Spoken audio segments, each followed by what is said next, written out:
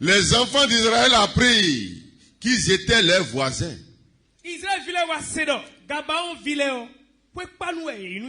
Et qu'ils étaient au milieu d'eux.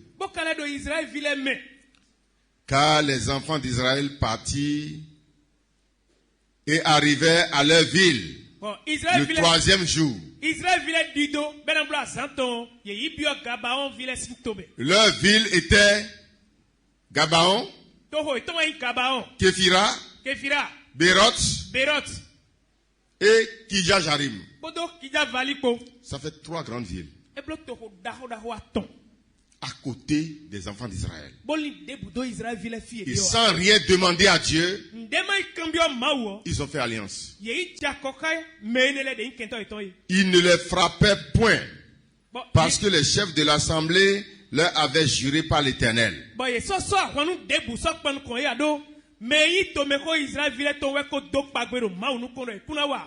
ont juré devant le Dieu d'Israël de leur laisser la vie.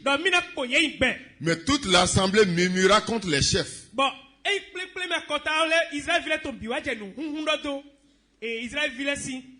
Ne murmurez pas contre vos chefs. Des gens qui sont devant l'église peuvent prendre des décisions aussi comme ça. Amen. Amen. Et ça tourne mal toujours. Et tous les chefs disent à toute l'assemblée, nous leur avons déjà juré par l'Éternel.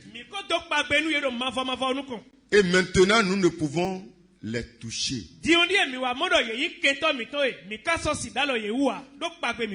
Voici comment nous allons les traiter. Nous leur laisserons la vie afin de ne pas attirer sur nous la colère de l'Éternel à cause du serment que nous leur avons fait. Nous avons déjà fait un serment.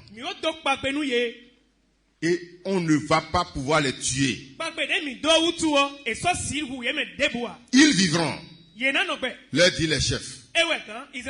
Mais il fut employé à couper les bois et à puiser l'eau pour toute l'assemblée. Donc chaque fois que quelqu'un aura besoin de l'eau, il va appeler un Gabaonite pour dire il va me puiser de l'eau. Si quelqu'un veut couper le bois, il va appeler un Gabaonite pour dire coupez-nous de bois. Mais vous n'avez pas l'ordre de les toucher et de les détruire. Si jamais vous faites ça,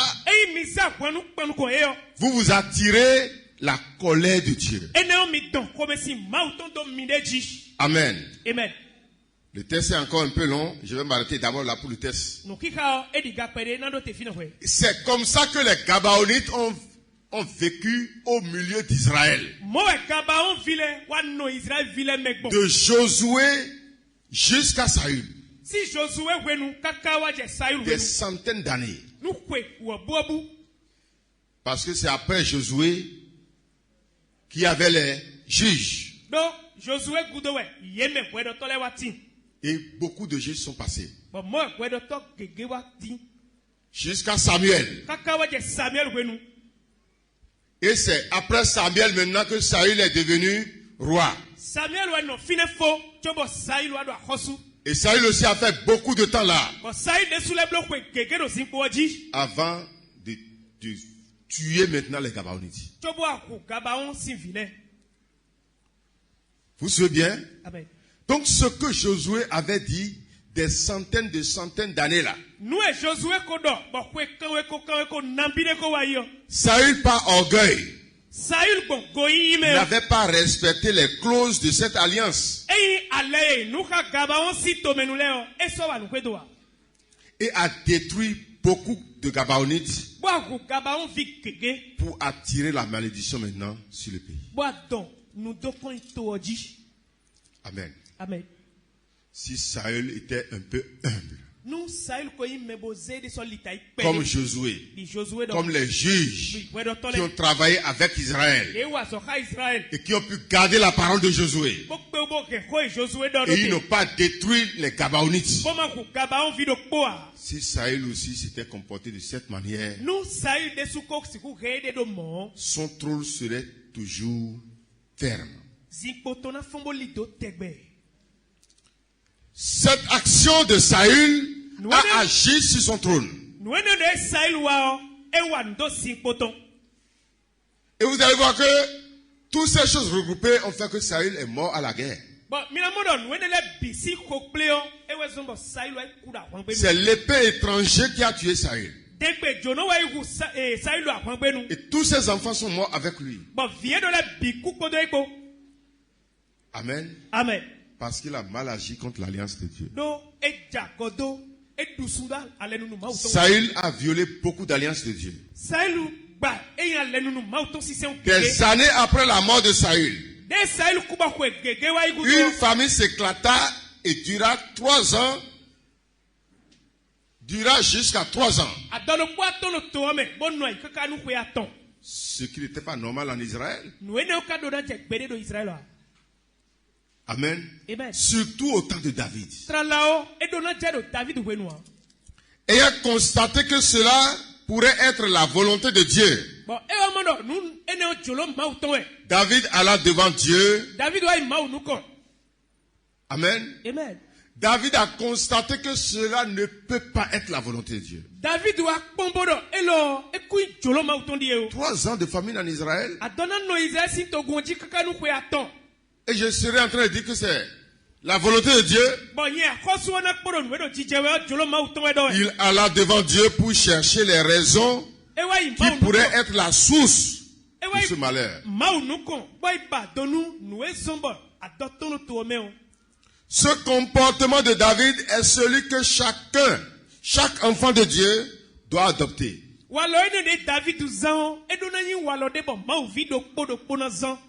Pour ne pas chaque fois condamner les sorciers de nos familles. Allons devant Dieu comme David. Et posons la question. Seigneur, pourquoi cette famille? Pourquoi les maladies répétées? Pourquoi avant que l'argent ne tombe dans ma main, un problème est déjà là? Je ne suis pas paresseux, je travaille. Mais pourquoi ça? Il faut les faire lever. Vous ne faites pas votre travail. Gardez leurs mains, lève-les seulement. Ce n'est pas affaire de honte. Amen. Amen. Vous suivez bien? Pourquoi? Amen. Amen.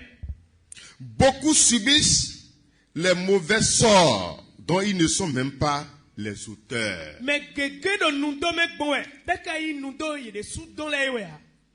C'est les mauvais sorts que d'autres ont produits qu'ils sont en train de piétiner.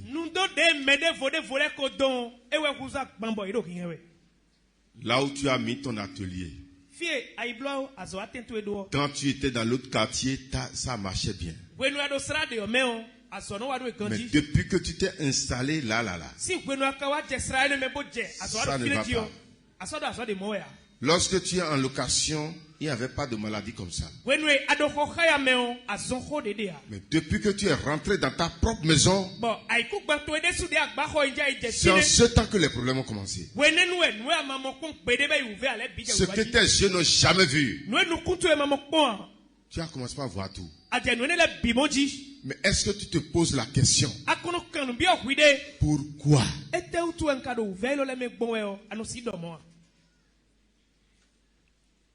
Alléluia. Amen.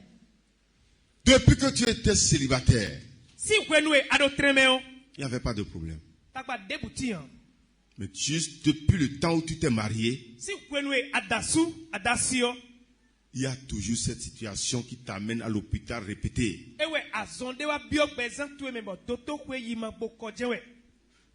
Depuis que tu étais seul avec ton mari, il n'y avait pas de problème.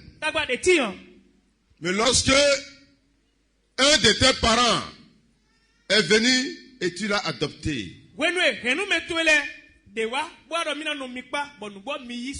Un enfant qui est cousin ou quelque chose de ton mari est venu s'installer. Depuis ce temps-là, les problèmes ont commencé. Est-ce que tu te poses la question? Pourquoi? Un jeune garçon a dit quelque chose ici. Nous sommes en jeûne dans cette église. Et les parents ont prié, ils sont rentrés. Le soir, on n'a pas vu l'enfant. On le cherche partout, on ne l'a pas trouvé. Et c'est à la cuisine, il est allé se cacher. Il a mis sa tête par terre. Et il est en train de parler. Et la femme l'a trouvé. Qu'est-ce qui se passe? Pourquoi? Et moi, je ne suis pas venu ici pour rester chez vous. Ma grand-maman m'a envoyé ici pour que ta boutique là, on finisse avec ça.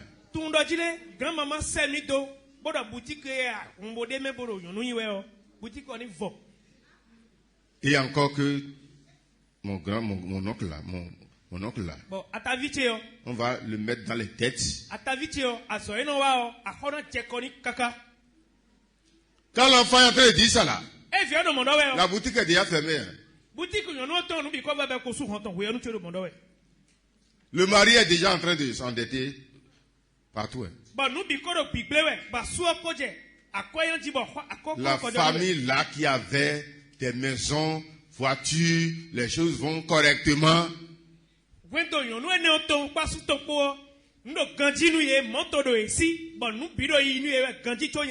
choses ont commencé à devenir dures. Eux-mêmes ne savaient pas pourquoi. Mais quand ils sont venus à la prière, quand ils sont retournés à la maison, le pourquoi là est connu. Amen. Amen. Ce que ce petit-là a semé dans la maison,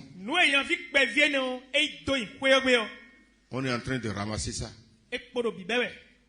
Mais ce n'est pas encore fini. Ce n'est pas ce que nous disons. Si la famille là n'est pas solide en Christ, ce qui est déposé dans cette maison par ce petit garçon, ils ne pourront pas tenir.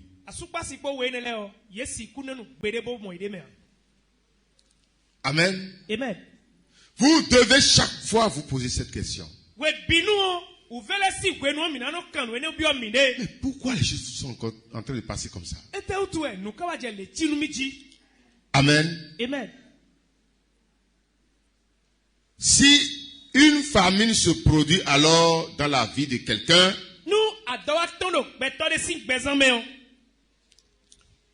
il doit aller devant Dieu et lui poser deux questions.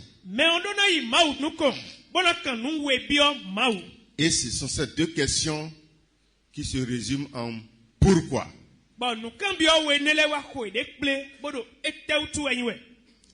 Est-ce qu'il existe un ancien fondement posé par quelqu'un sur lequel j'ai bâti?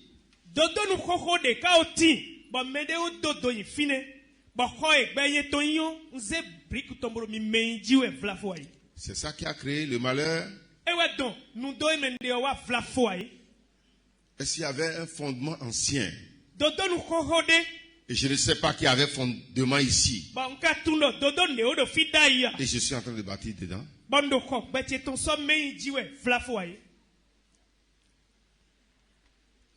Amen. Amen. Deuxième question, dans pourquoi?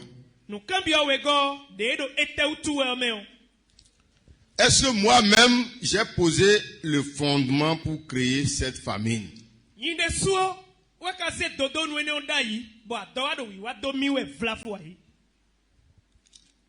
Ces deux questions sont dans la grande question pourquoi. Est-ce qu'un fondement n'est pas déjà posé sans que je ne sache? Et je suis en train de construire dedans. Ou bien est-ce moi-même qui ai posé un fondement?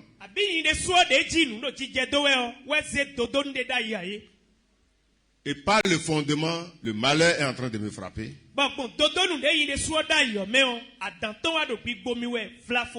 Écoutez bien. Josué 7, le verset 2. Il y a quelque chose qui s'est posé là. Quelque chose qui s'est passé là. Josué envoya de Jéricho des hommes vers Haï, qui est près de Beth-Aven, à l'orient de Bethel. Il leur dit, montez et explorez le pays. Et ces hommes montèrent et explorèrent Haï. Ils revinrent auprès de Josué et dirent, il est inutile de faire marcher tout le peuple. 2000 ou 3000 hommes suffiront pour battre ce pays.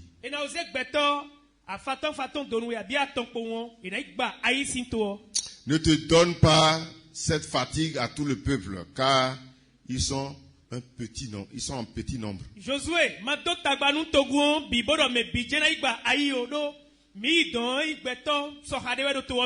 On voit 2000, 3000 personnes là-bas. 3000 hommes environ se mis en marche. Mais il prit la fuite devant les gens d'Haï. Haï les a frappés correctement. Rouillé, frappé en ce temps-là, ça s'est vite tué. Les gens d'Haï les tuaient environ 36 hommes.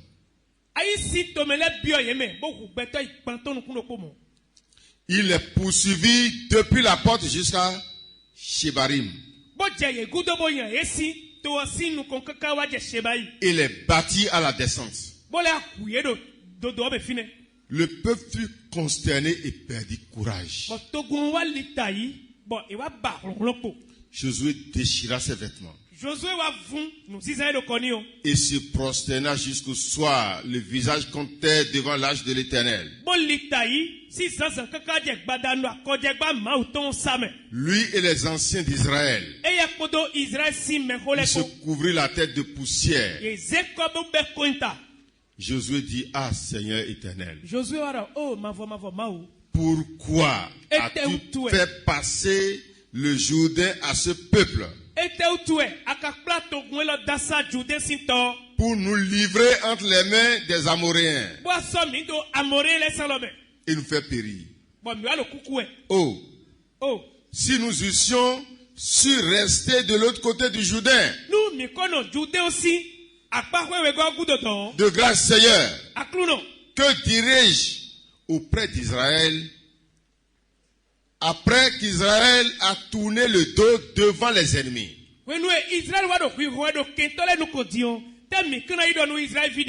Les Cananéens et tous les habitants du pays la prendront.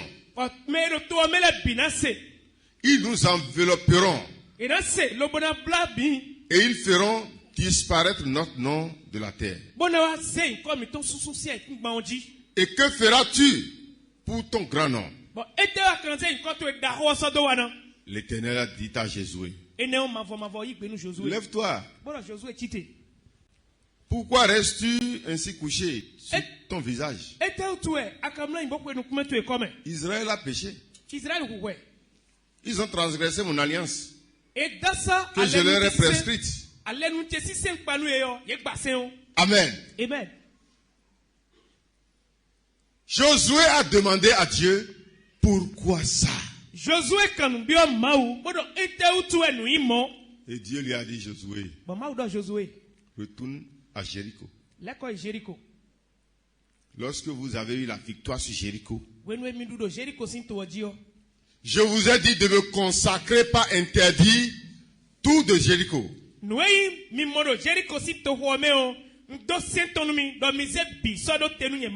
Mais quelqu'un parmi vous a volé des vêtements, des richesses de Jéricho et il a caché ça au milieu du peuple.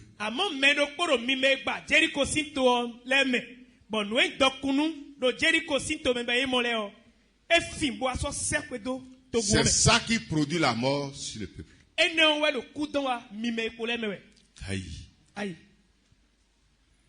C'est le seul problème, ça. Beaucoup de grands problèmes. Des grandes difficultés. Et le pourquoi là, c'est seulement une petite chose qu'on va corriger seulement. Amen. Une petite chose qu'on va corriger seulement. Et la vie va changer. Quelqu'un qui a mis la pirogue sur l'eau. Alors que quelqu'un allait passer pour prendre un petit fil de fer. Il a attaché ça à la pirogue. Et l'escalier par lequel on passe pour rentrer sur l'eau là, il a tiré le fil jusqu'à attacher ça à l'escalier.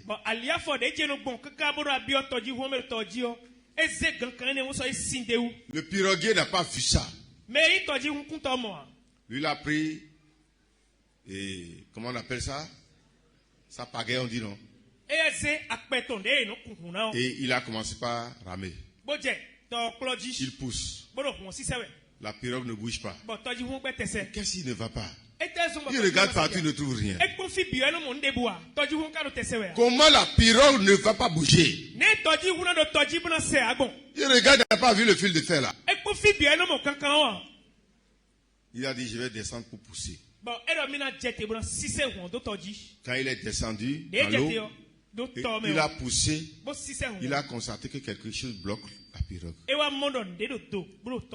Il est allé sous ça, c'était un fil de fer. Quand le fil est coupé, il est rentré dans la pirogue. Ça doit marcher ou soit ça ne va pas marcher. C'est des petites choses qui vous bloquent. Et si jamais vous demandez pourquoi ça, et cette petite chose-là est enlevée, la pirogue va marcher. Une jeune fille est arrivée ici. C'est une fille, c'est une étudiante. Qu'est-ce qui s'est passé sur elle? Elle est la seule fille de sa maman. Et quand sa maman, son papa s'est remarié à une autre femme, sa maman est partie. Donc c'est la nouvelle femme qu'il a élevée. Elle a constaté qu'elle a été traitée différemment dans la maison. Mais son papa est vraiment riche. Elle a tout fait pour avoir le bac. Quand on l'a envoyé à Parakou ici, elle a demandé que papa lui loue une maison. Papa dit qu'il n'a pas de l'argent. Et on l'a gardé dans les cabines. Elle a demandé à papa de payer une école pour elle. Papa dit non, qu'il va faire la faculté. Elle a accepté, elle a fait la faculté. Première année, deuxième année, troisième année maintenant, sa soeur, qui est la fille de l'autre maman, est admise aussi au bac.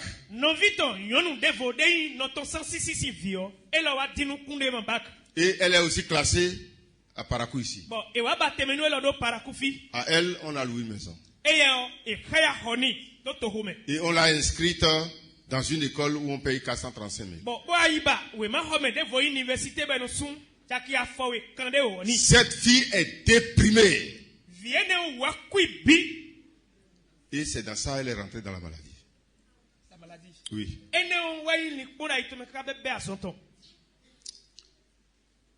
Ils l'ont emmenée dans toutes les églises. Elle est allée à l'hôpital fatiguée. Quand elle est venue ici, j'ai aussi prié pour elle beaucoup, elle n'est pas guérie. Un jour, je l'ai appelée. J'ai dit, demoiselle, j'ai commencé par lui poser des questions. J'ai été au côté moral pour elle. Jusqu'en 3e année d'université, elle était encore vierge. Parce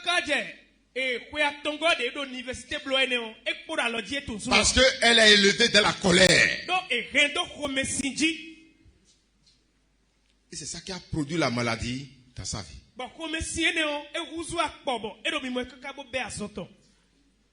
J'ai fouillé partout, je n'ai pas trouvé.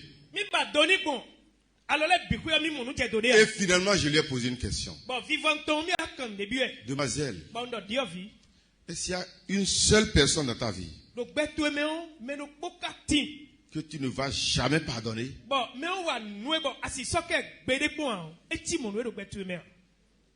Elle a commencé par pleurer. Elle pleurait. Elle pleurait. Et je l'ai laissé pleurer correctement.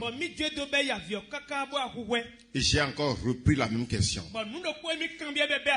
Demoiselle, est-ce qu'il y a une seule personne dans ta vie? Et si tu pardonnes tout le monde, tu ne vas jamais pardonner celui-là. Deuxième vague de pleurs là, c'est un peu modéré. Et dans les pleurs là, elle a dit, c'est mon père. Je ne vais jamais le pardonner de ma vie. Est-ce que la fille a raison? Bien sûr. Mais est-ce qu'elle a raison de ne pas pardonner?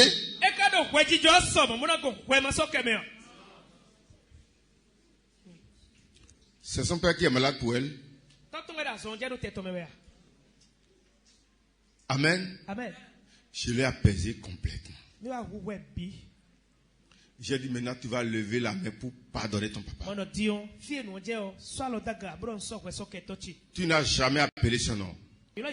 Maintenant tu vas appeler son nom pour dire, papa telle personne. À partir de maintenant, je te pardonne. Je n'ai plus prié pour cette fille. Elle est guérie. Et par la grâce de Dieu, elle travaille aujourd'hui. Elle est professeure aujourd'hui. Elle est parmi les aspirants.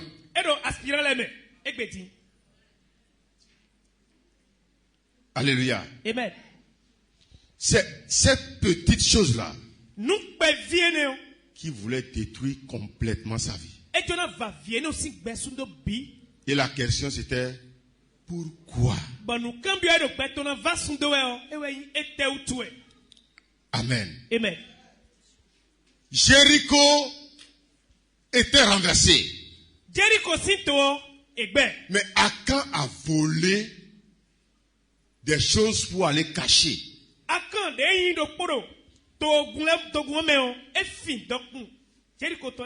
Ils ont renversé Jéricho sans armes. Et Haï qui était 100 fois petite que Jéricho.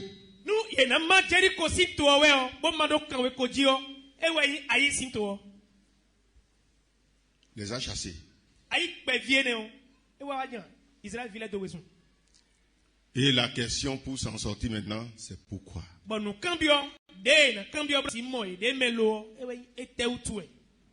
Amen. Amen. Et quand la question est posée, la réponse arrive. Je n'ai plus le temps pour lire tout parce que le temps est en train de partir. Il ne nous reste que 5 minutes. Lévitique 6, le verset 13. Quand Dieu a recommandé à Aaron et Moïse de construire le tabernacle.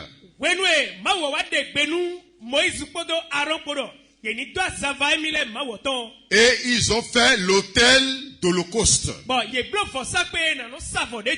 N'est-ce pas?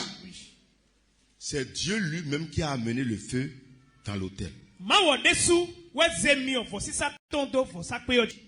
Vous suivez bien? Ce n'est pas Aaron qui a pris les pierres pour frotter, pour produire le feu. Parce qu'en ce temps, il n'y avait pas les allumettes. N'est-ce pas? C'était les pierres qui produisaient le feu. Ce n'était pas Moïse qui a produit le feu. Quand tout est prêt et les fagots sont mis dans l'autel, Dieu a envoyé le feu pour allumer le fagot. Et Dieu disait à Aaron, le feu là ne doit jamais s'éteindre. Ils ont fait des années. Le feu là est toujours là. Ça ne s'est jamais éteint. Mais d'un seul coup, un matin, ils sont allés vers l'autel. Il n'y a pas le feu dedans. Le feu s'est éteint. Il devait se poser quelques questions. Mais pourquoi le feu est éteint?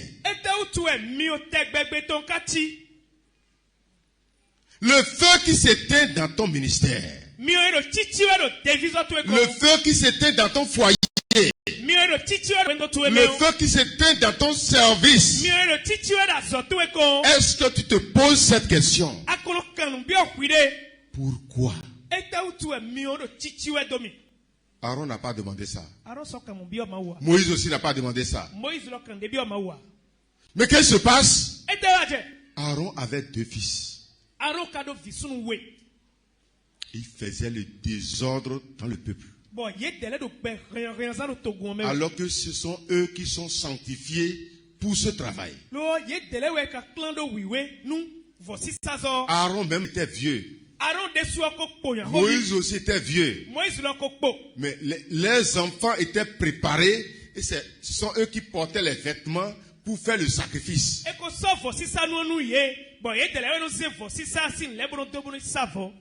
Et leur vie était souillée. Ils couchaient avec les femmes. Les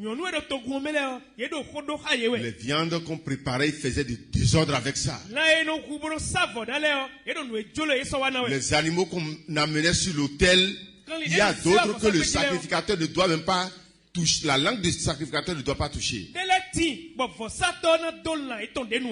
Ils ne font plus de distinction. Ils mangent tout. Et Dieu a enlevé son feu. Amen. Mais qu'est-ce qui s'est passé? Dans le livre de Lévitique 10, le verset 1er, Nadab et Abihu prirent chacun un brasier. Ce qui porte le feu, quoi.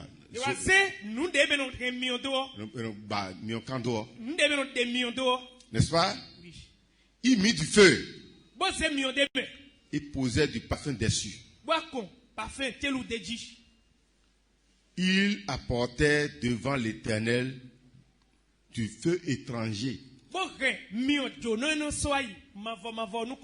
Le premier feu là, c'est eux qui ont amené ça. Et le feu s'était maintenant, ils sont allés à la maison pour chercher le feu dans le foyer de femmes pour vouloir allumer.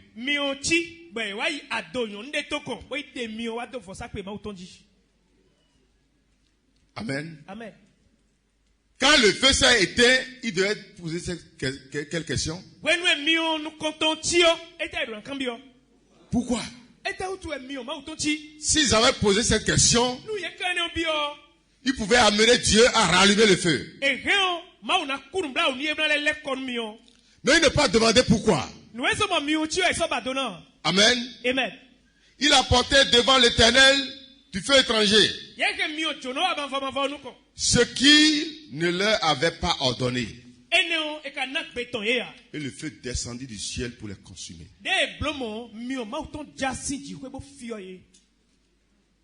Le feu qui est venu du ciel pour rallumer le feu de l'autel les a tués d'abord.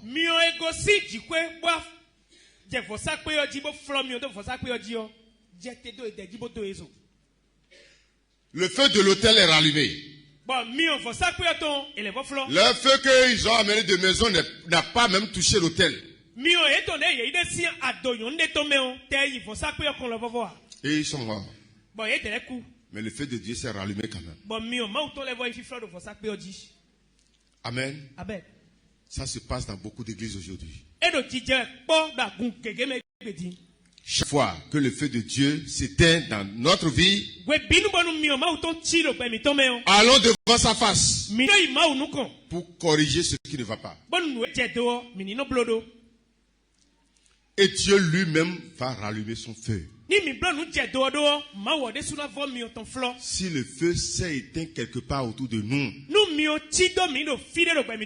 allons devant sa face, prions. Il va rallumer son feu. N'allons pas chercher le feu étranger, comme les enfants d'Aaron, qui sont allés chercher le feu étranger. Le feu s'est éteint. Nous allons aller chez les charlatans.